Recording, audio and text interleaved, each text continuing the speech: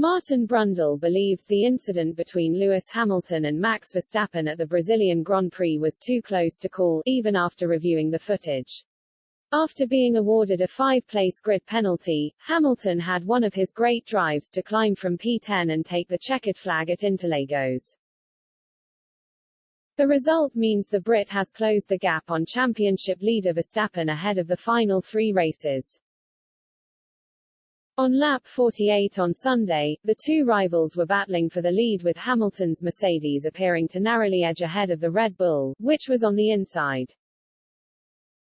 Verstappen ran wide and the move forced both drivers off the track, with the Dutchman holding the lead for a few more laps before the 7-time world champion finally took the lead.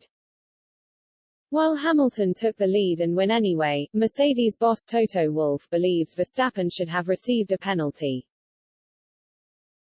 An investigation was deemed unnecessary after the FIA consulted footage provided by broadcast cameras, but Verstappen's onboard footage shows the Dutchman clearly didn't turn as aggressively as he could have, forcing Hamilton from the road.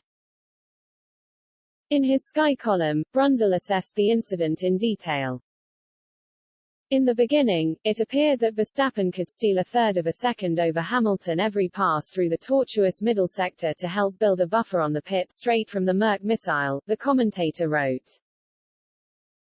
But Hamilton was relentless and on lap 48, Verstappen had to weave and defend, placing Hamilton on the outside but racing line into turn 4.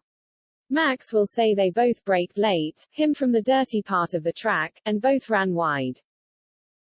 I'm sure that Max would also say that when he realized Lewis had gone into the runoff area, he straightened his car to do the same and accelerate away.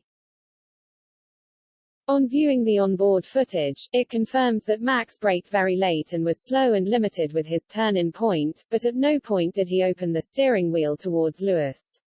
It was totally on the limit and could have easily gone either way with the stewards.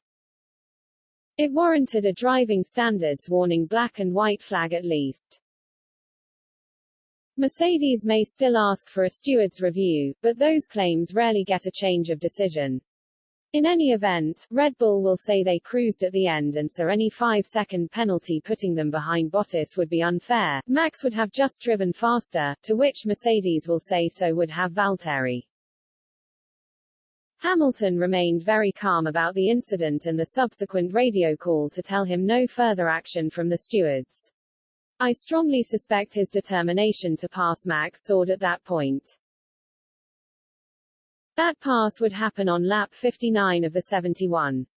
Along the pit straight, Max had to go low into turn 1 to defend the rapid Hamilton, which put him out of sync for the turns 1-2/3 combo. Lewis swung high and picked up the perfect line, which would see him power past using DRS down to turn 4. Barring any reliability issues, the victory was his.